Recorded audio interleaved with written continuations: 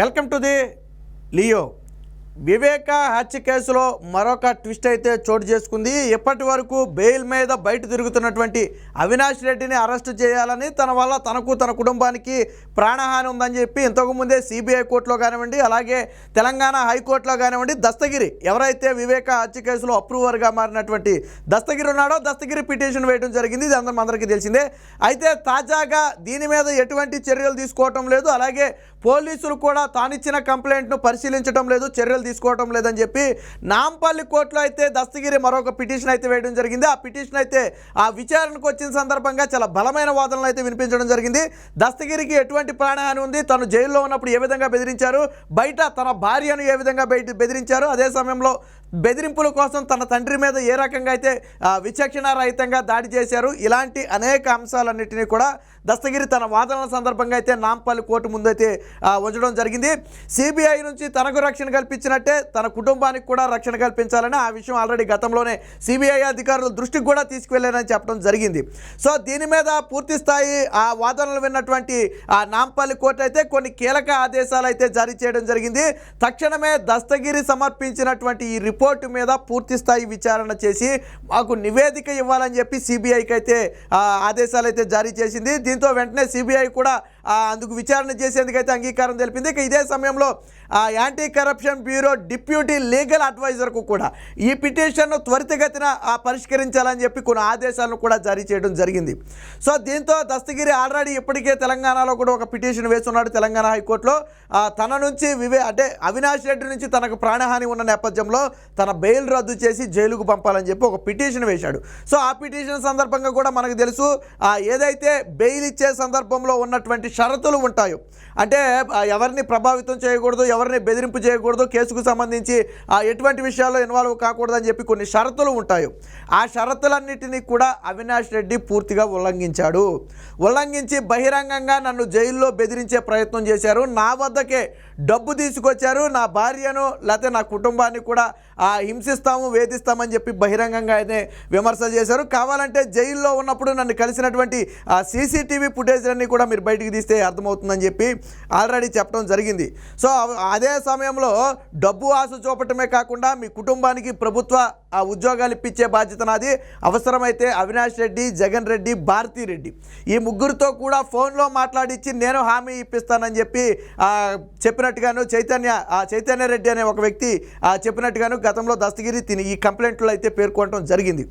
ఇదే సమయంలో ఎప్పుడైతే తన కుటుంబాన్ని చంపేస్తామని చెప్పి అటు జైల్లో కానివ్వండి, ఇటు భార్య షబానాను కానివ్వండి గతంలో బెదిరించారు, దాంతో తెలంగాణ నుంచి నాకు రక్షణ కావాలి, తెలంగాణ పోలీసుల నుంచి రక్షణ కావాలని చెప్పి గతంలో ఎవరైతే తెలంగాణ సీఎం రేవంత్ రెడ్డి ఉన్నాడో ఆ రేవంత్ రెడ్డికి కూడా కొన్ని వినతులు అయితే పంపడం జరిగింది.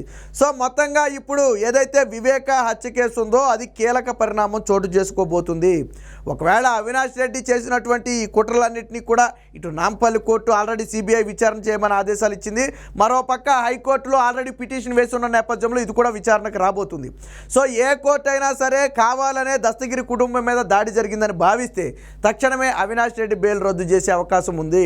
సిబిఐ కోర్టు గతంలో ఇచ్చినటువంటి షరతుల్లో ప్రధానంగా ఇప్పుడు వాస్తవానికి దస్తగిరి అవినాష్ రెడ్డి హైకోర్టు ముందస్తు బెయిల్ ఉన్న నేపథ్యంలో బయట తిరుగుతున్నాడు.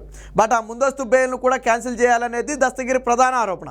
ఎందుకు క్యాన్సిల్ చేయాలంటే సాక్షులుగా ఉన్నటువంటి మమ్మల్ని ప్రభావితం చేస్తున్నాడు, తప్పుడు సాక్ష్యం చెప్పాలని బెదిరిస్తున్నాడు. నిన్న నాంపల్లి కోర్టులో ప్రధాన వాదన అదే, ఒక సాక్షిని తప్పుడు సాక్ష్యం చెప్పాలని బెదిరించడం అనేది అది ఇల్లీగల్ అవుతుంది. ఖచ్చితంగా ఆ బెదిరింపులు వచ్చాయని చెప్పి దస్తగిరి చెబుతున్న నేపథ్యంలో, అందులోనూ ఇది ఒక మర్డర్ కేసుకు సంబంధించిన నేపథ్యంలో సిబిఐని తక్షణమే దస్తగిరి ఇచ్చినటువంటి పిటిషన్ మొత్తాన్ని కూడా పరిశీలించి తన మీద విచారణ చేసి అందులో వాస్తవాలు ఎంత అవాస్తవాలు ఎంత అనేది తేల్చాలని చెప్పడం జరిగింది. బట్ దస్తగిరి మాత్రం అన్ని ఆధారాలు ఉన్నాయని చెప్తున్నాడు. తన భార్యను బెదిరించిన ఆధారాలు కానివ్వండి, జైల్లో తనను కలిసిన ఆధారాలు కానివ్వండి, ఇవన్నీ కూడా నా దగ్గర ఉన్నాయని చెప్తున్నాడు. మరి దీని మీద సిబిఐ ఇన్వెస్టిగేషన్ ప్రారంభించిన తర్వాత కానీ పూర్తి వివరాలు అయితే వచ్చే అవకాశం లేదు. ఇక anti corruption bureau deputy legal adviser కూడా అయితే కొన్ని ఆదేశాలు అయితే ఇవ్వడం జరిగింది. కొంచెం యుద్ధ ప్రాతిపదికన ఏదైతే ఈ పిటిషన్ ఉందో దీన్ని అయితే కొంచెం క్షుణ్ణంగా పరిశీలించి అవసరమైన చర్యలు తీసుకోవాలని చెప్పి నాంపల్లి కోర్టు కూడా డైరెక్షన్ చేయడం మొదలుపెట్టింది. సో ఇది జగన్మోహన్ రెడ్డికి అవినాష్ రెడ్డికి ఒక మింగుడు పడని అంశం. ఎన్నికలు దగ్గర పడుతున్న నేపథ్యంలో ఇప్పుడు అవినాష్ రెడ్డి దస్తగిరి కేసు మొత్తాన్ని కూడా కొంచెం గట్టిగానే పట్టుకున్నారు. పట్టుకున్నాడని చెప్పాలి. వాస్తవానికి అక్కడ సునీత కేసుని ఎంత గట్టిగా అయితే పట్టుకుందో, ఇప్పుడు దస్తగిరి తన కుటుంబాన్ని బెదిరించారనే విషయం మీద దస్తగిరి కూడా ఈ కేసుని అంతే గట్టిగా పట్టుకున్నాడు. సో ఒకవేళ కోర్టుగాన అవినాష్ రెడ్డి ప్రలోభాలకు గురి చేశాడు, బెదిరించాడు, భయపెట్టాడు అనగానే కోర్టులు నమ్మితే తక్షణమే అవినాష్ రెడ్డి బెయిల్ రద్దవడం ఖాయం, జైలుకు వెళ్ళటం కూడా ఖాయం. ఆ రోజు సిబిఐ రహస్యంగా ఒకరోజు మాత్రమే అదుపులోకి తీసుకుని తర్వాత విడుదల చేసి ఆ విషయాన్ని బాహ్య ప్రపంచానికి కూడా తెలవనివ్వాల. తర్వాత పార్లమెంట్కి ఆ నివేదిక సమర్పించే సమయంలో పలానా ఎంపీని ఒకరోజు అరెస్ట్ చేసి మళ్ళీ విడుదల చేశామని చెప్పడం జరిగింది. ఆ వెంటనే అవినాష్ రెడ్డి హైకోర్టు నుంచి, తెలంగాణ హైకోర్టు నుంచి ఆ ముందస్తు బెయిల్ తీసుకుని ఆ బెయిల్ మీద బయట తిరగటం జరుగుతుంది. గతంలో సునీత కూడా ఈ ముందస్తు బెయిల్ని సవాల్ చేస్తూ సుప్రీంకోర్టుకి వెళ్ళింది. సో అది కూడా ప్రస్తుతానికి పెండింగ్లో ఉంది. ఈ ముందస్తు బెయిల్ క్యాన్సిల్ చేయాలి. ముందస్తు బెయిల్ ఇవ్వటం వల్ల అవినాష్ రెడ్డి బయట ఉండి సాక్షుల్ని ప్రభావితం చేస్తున్నాడు, అది కేసు మీద ప్రభావం పడుతుంది. కాబట్టి ఈ తెలంగాణ హైకోర్టు ఇచ్చినటువంటి ఏదైతే ముందస్తు బెయిల్, సింగిల్ బెంచ్ ఇచ్చినటువంటి ఈ ముందస్తు బెయిల్ ఉందో తక్షణమే దాన్ని రద్దు చేసి అదుపులోకి తీసుకోవాలని చెప్పి సిబిఐకి ఆదేశాలు ఇవ్వాలని చెప్పి ఆల్రెడీ సునీత ఈ తెలంగాణ హైకోర్టు ఉత్తర్వులను సవాల్ చేస్తూ సుప్రీంకోర్టు కూడా వెళ్ళడం జరిగింది. సో సుప్రీంకోర్టు కూడా మొదట్లో అయితే కేసు వాదోపవాదాలు విన్న తర్వాత కొంత ఆశ్చర్యం వ్యక్తం చేసింది.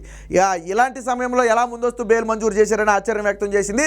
కానీ తదుపరి విచారణకైతే కేసు వాయిదా వేసింది. బహుశా అది ఈ వచ్చే నెలలో వాయిదా అయితే రాబోతున్నట్టుగా ఉంది. సో అందులో ఒక కీలక నిర్ణయం వెలువడే అవకాశం ఉంది.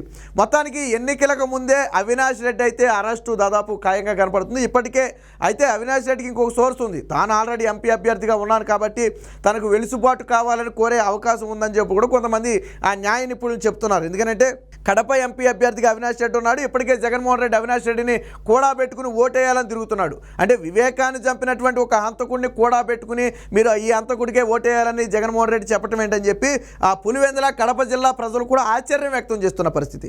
కాబట్టి తనకు ఎన్నికలు అయ్యే వరకు కూడా నిబంధనలు పక్కన పెట్టి తనకు ఆ ముందస్తు బెయిల్ కొనసాగించాలని చెప్పి అవినాష్ రెడ్డి కూడా కోరే అవకాశం ఉంది. బట్ ఆల్రెడీ ఉన్న కేసు మర్డర్ కేసు, ఇది ఎప్పటి నుంచో విచారణ జరుగుతుంది కాబట్టి పక్కా సమాచారంతో గన ఆ సిబిఐ గన గట్టిగా కోర్టులో గన వాదనలు వినిపిస్తే ఖచ్చితంగా అవినాష్ రెడ్డి బెయిల్ రద్దయ్యే అవకాశం ఉందని చెప్పి అయితే తెలుస్తుంది. ఏది ఏమైనా దస్తగిరి రూపంలో అవినాష్ రెడ్డికి ప్రమాదం పొంచి ఉంది. ఖచ్చితంగా తన బెయిల్ రద్దయ్యే వరకు కూడా ఊరుకోనని చెప్పి ఆల్రెడీ చెప్పడం జరిగింది. ఇదే సమయంలో దస్తగిరి కోరినటువంటి ఇంకొక మాట ఏంటంటే తన కుటుంబ సభ్యులకు రక్షణ కల్పించాలి.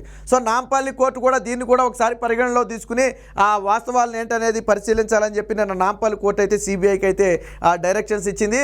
ఆల్రెడీ తెలంగాణ హైకోర్టులో బెయిల్ రద్దు పిటిషన్ ఉంది. ఆల్రెడీ సుప్రీంకోర్టులో సునీత వేసినటువంటి అవినాష్ రెడ్డి ముందస్తు బెయిల్ రద్దు చేయాలని చెప్పి ఆ పిటిషన్ కూడా ఉంది. సో మొత్తంగా పిటిషన్లన్నీ కూడా విచారణ కీలక దశలో అయితే ఉన్నాయి. ఈ నెల వచ్చే నెలలో పలు పిటిషన్లు అయితే విచారణ పూర్తయ్యే అవకాశం ఉంది. కాబట్టి దస్తగిరి పిటిషన్ గాన పరిశీలించిన సిబిఐ ఆ దాడి కానివ్వండి, బెదిరింపులు కానివ్వండి నిజమేనని గనక నాంపల్లి కోర్టుకి నివేదిక ఇస్తే ఖచ్చితంగా అవినాష్ రెడ్డి బెయిల్ రద్దు చేసి అదుపులోకి తీసుకోమని ఆదేశాలు కూడా జరిగే అవకాశం ఉందని చెప్తున్నారు. సో చూద్దాం. మొత్తానికి ఆ దస్తగిరి రూపంలో అయితే అవినాష్ రెడ్డికి అయితే బట్టి ఎదురు దెబ్బే తగిలింది. ఇప్పుడు ఇదంతా కూడా జగన్మోహన్ రెడ్డి వర్గానికి మింగుడు పడని అంశంగా మారింది. ఎందుకంటే ఎన్నికలు జరుగుతున్న వేళ ఇప్పుడు కోర్టుగాన ఏదైనా అదుపులోకి తీసుకోవాలి, బెయిల్ క్యాన్సిల్ చేయాలని చెప్పి ఆదేశాలు ఇస్తే అది ఎన్నికల మీద తీవ్ర ప్రభావం చూపుతుంది. పైగా కడప అభ్యర్థిగా ఉన్నటువంటి అవినాష్ రెడ్డి మీద మరింత తీవ్ర ప్రభావాన్ని చూపుతుంది. వివేక హత్య కేసులో అవినాష్ రెడ్డి అరెస్ట్ అయితే దాదాపు ప్రజలకు ఇప్పటికే ఒక ఎవరు చంపారనేది వాళ్ళందరికీ తెలుసు. ఇప్పుడు అరెస్ట్ అయితే మాత్రం అదంతా కూడా కన్ఫర్మ్ చేసుకునే అవకాశం ఉంది. ఖచ్చితంగా అది వైసీపీ పార్టీకి కడప, పులివెందుల లాంటి ప్రాంతాల్లో ఎదురు దెబ్బగా మారుతుంది. కాబట్టి తప్పించుకోవడం కోసమే అవినాష్ రెడ్డి అయితే విశ్వ ప్రయత్నం చేస్తాడు. మరి చూద్దాం నాంపల్లి కోర్టు ఆదేశాల మేరకు శ్రీబై ఎటువంటి నిర్ణయం తీసుకుంటుంది, మరి దస్తగిరి హైకోర్టులో వేసిన పిటిషన్ మీద ఎటువంటి నిర్ణయం వస్తుంది అనేది వేచి చూద్దాం.